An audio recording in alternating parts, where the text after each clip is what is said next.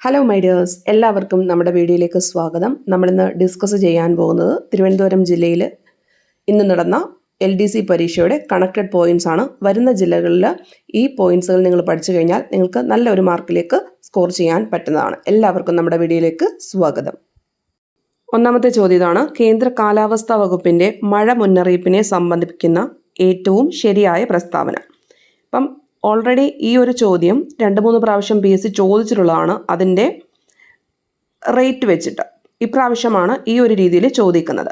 വെള്ള നിറം, പച്ച നിറം, മഞ്ഞ നിറം, ഓറഞ്ച് നിറം ഇവ ഏതുമായി ബന്ധപ്പെട്ടിരിക്കുന്നു എന്നിട്ടുള്ള കാര്യം. അപ്പോൾ അതിൻ്റെ ഡീറ്റെയിൽഡ് ആയിട്ടുള്ള ക്ലാസ്സിലേക്ക് നമുക്ക് പോയിട്ട് വന്നിട്ട് ഒന്നുകൂടെ ആൻസറിലേക്ക് വരാവുന്നതാണ്.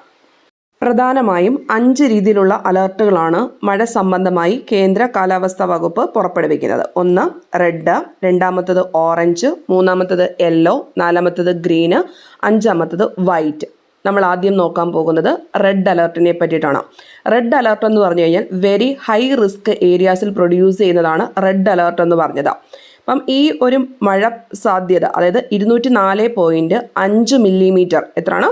204.5 മില്ലിമീറ്ററിൽ കൂടുതൽ മഴ പെയ്യാൻ സാധ്യത ഉള്ളപ്പോഴാണ് റെഡ് അലർട്ട് ഒരു സ്ഥലത്ത് പ്രൊഡ്യൂസ് ചെയ്യുന്നത്. 204.5 മില്ലിമീറ്ററിൽ കൂടുതൽ.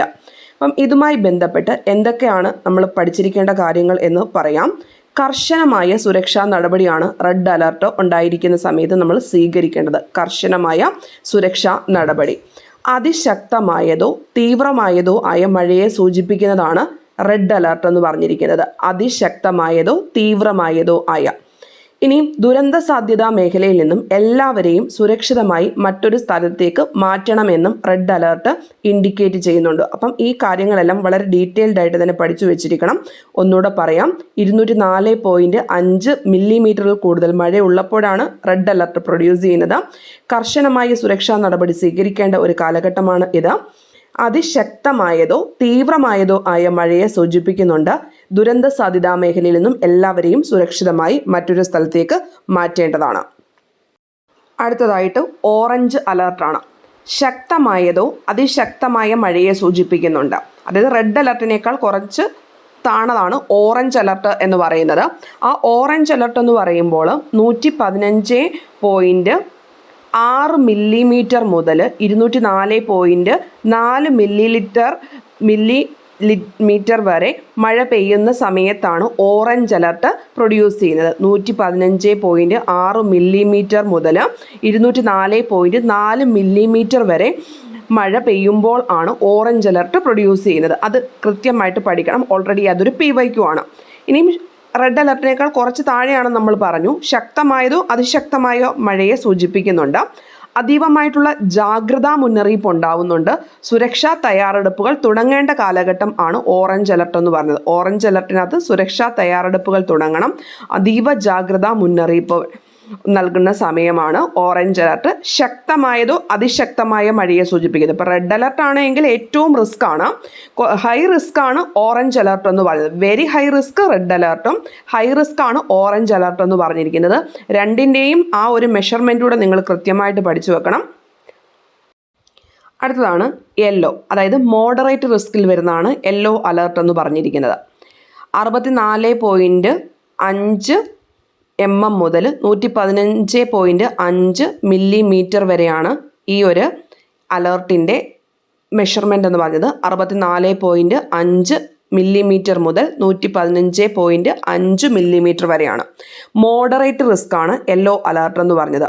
ശക്തമായ മഴയെ സൂചിപ്പിക്കുന്നുണ്ട് യെല്ലോ അലർട്ട്. സാഹചര്യത്തിൽ ഭയപ്പെടേണ്ടതൊന്നും ഇല്ല. കാലാവസ്ഥയെ കരുതലോടെ നിരീക്ഷിക്കേണ്ട ഒരു കാലഘട്ടമാണ് യെല്ലോ അലർട്ട്. ഒന്നുകൂടെ പറയാം. യെല്ലോ അലർട്ട് എന്ന് പറഞ്ഞിരിക്കുന്നത് മോഡറേറ്റ് റിസ്ക് ആണ് പറയുന്നത്.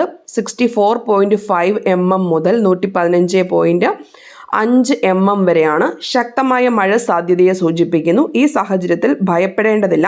കാലാവസ്ഥയെ കരുതലോടെ നിരീക്ഷിക്കണം. അടുത്തത് ഗ്രീൻ അലർട്ടാണ് പറയുന്നത്. ലോ റിസ്ക് ആണ് ഗ്രീൻ അലർട്ട് എന്ന് പറഞ്ഞത്. 15.6 mm മുതൽ 64.4 mm വരെയാണ് ഇതിനകത്ത് ആ ഒരു ടൈമിലാണ് ഗ്രീൻ അലേർട്ട് പ്രൊഡ്യൂസ് ചെയ്യുന്നത്. 15.6 mm മുതൽ 64.4 mm വരെ മഴ പെയ്യുന്ന സമയത്താണ് ഗ്രീൻ അലേർട്ട് സാധാരണ ഗ്രീൻ അലേർട്ടും വൈറ്റ് അലേർട്ടും പ്രൊഡ്യൂസ് ചെയ്യാറില്ല. നേരിയ തോതിലുള്ള മഴ സാധ്യതയെ സൂചിപ്പിക്കുന്നതാണ് ഗ്രീൻ അലേർട്ട് എന്ന് പറയുന്നത്. പിന്നെ അത് ജസ്റ്റ് ഒരു മെഷർമെൻ്റ് ആയിട്ട് കൊടുത്തിരിക്കുന്നു എന്ന് മാത്രമേ ഉള്ളൂ. ജാഗ്രത പാലിക്കേണ്ട കാര്യങ്ങളൊന്നും ഈ ഒരു ടൈമിൽ ഇല്ല, ഗ്രീൻ അലേർട്ടിൻ്റെ ടൈമിൽ. ഇനി വൈറ്റ് അലേർട്ട് എന്ന് പറയുന്നതും 2.5 mm മുതൽ 15.5 mm വരെയാണ് വൈറ്റ് അലേർട്ട്. കൃത്യമായിട്ട് നിങ്ങൾ ആ മെഷർമെൻറ്റ് കൃത്യമായിട്ട് പഠിച്ചിരിക്കണം. ഗ്രീനിനും വൈറ്റ് അലേർട്ടിനും എന്തില്ല, ഈ പറഞ്ഞിരിക്കുന്ന അലേർട്ടുകൾ പ്രൊഡ്യൂസ് ചെയ്യാറില്ല. ജസ്റ്റ് അതൊരു കാലാവസ്ഥ നിരീക്ഷണ വകുപ്പിൻ്റെ ഒരു മെഷർമെൻറ്റ് മാത്രമാണെന്ന് മാത്രമേ ഉള്ളൂ. രണ്ടിടത്തും ആ ഒരു മഴയെ പേടിക്കേണ്ടതില്ല. അതായത് വൈറ്റ് അലർട്ട് എന്ന് പറഞ്ഞു കഴിഞ്ഞാൽ മഴയില്ല അല്ലെങ്കിൽ ചാറ്റൽ മഴയുടെ സാധ്യതയെ സൂചിപ്പിക്കുന്നതാണ് വൈറ്റ് അലർട്ട് എന്ന് പറഞ്ഞിരിക്കുന്നത്. സാധാരണയായിട്ട് മുന്നറിയിപ്പ് നൽകാറില്ല വൈറ്റ് അലർട്ടിനും ഗ്രീൻ അലർട്ടിനും വൈറ്റ് അലർട്ടിനും സാധാരണയായിട്ട് മുന്നറിയിപ്പൊന്നും നൽകാറില്ല. ഒന്നുകൂടെ പറയാം, യെല്ലോ അലർട്ട് വരെയാണ് നമ്മൾക്ക് നോർമലി മഴയുമായി ബന്ധപ്പെട്ട് വരുന്നത്. അപ്പോൾ അവിടെ മോഡറേറ്റ് റിസ്കിലാണ് വരുന്നത്. ശക്തമായ മഴ സാധ്യത യെല്ലോ വരെ വരുന്നുണ്ട്. പക്ഷേ ഗ്രീനിനും വൈറ്റിനും എന്തില്ല, സാധാരണയായിട്ട് മുന്നറിയിപ്പ് നൽകാറില്ല. നേരിയ തോതിലുള്ള മഴ സൂചിപ്പിക്കുന്നതാണ് ഗ്രീൻ അലർട്ട്. മഴയില്ല അല്ലെങ്കിൽ ചാറ്റൽ മഴയാണെങ്കിൽ വൈറ്റ് അലർട്ടാണ് പറയുന്നത്. 2.5 mm മുതൽ 15.5 mm വരെയാണ് വൈറ്റ് അലർട്ട് വരുന്നത്. ഗ്രീൻ അലർട്ട് എന്ന് പറഞ്ഞിരിക്കുന്നത് 15.6 mm മുതൽ 64.4 mm വരെയാണ്. നേരിയ തോതിലുള്ള മഴയാണ് സൂചിപ്പിക്കുന്നത്. അപ്പം ഇത് കൃത്യമായിട്ട് ഒന്നുകൂടെ പഠിക്കാൻ ഞാൻ ആ ചോദ്യം ഒന്നുകൂടെ കാണിച്ചു തരാം. ഇപ്പം നിങ്ങൾക്ക് ക്വസ്റ്റ്യൻ നോക്കാവുന്നതാണ്. വെള്ള നിറം മുന്നറിയിപ്പില്ല എന്നും മഴയില്ല എന്നും സൂചിപ്പിക്കുന്നു. ശരിയാണല്ലോ. പച്ച നിറത്തിനകത്ത് മുന്നറിയിപ്പില്ല എന്നിട്ടാണ് നമ്മളിപ്പോൾ പറഞ്ഞിരിക്കുന്നത്. സോ രണ്ടാമത്തെ ഓപ്ഷൻ തെറ്റാണ്. മഞ്ഞ നിറം എന്ന് പറഞ്ഞു കഴിഞ്ഞാൽ എന്താണ്, നിരീക്ഷിക്കുക, മുന്നറിയിപ്പ് പുതുക്കിക്കൊണ്ടിരിക്കുക, ശക്തമായ മഴയുണ്ടെന്ന് സൂചിപ്പിക്കുകയാണ്. അതും ഓക്കെയാണ്. നാലാമത്തേനകത്ത് പറഞ്ഞിരിക്കുന്നത് ഓറഞ്ചിനകത്ത് ജാഗ്രത പാലിക്കേണ്ട എന്നും ശക്തമായ മഴയ്ക്ക് സാധ്യതയില്ല എന്നും ആണ് ഇവിടെ പറഞ്ഞിരിക്കുന്നത്. അത് തെറ്റാണ്.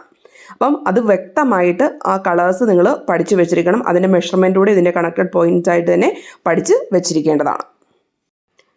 ഇനിയുള്ള ജില്ലകളിലേക്ക് PDF വേണമെന്നിട്ടുണ്ടെങ്കിൽ നിങ്ങൾക്ക് മെസ്സേജ് ചെയ്യാവുന്നതാണ്. 100 days സ്റ്റഡി പ്ലാനിൻ്റെത്.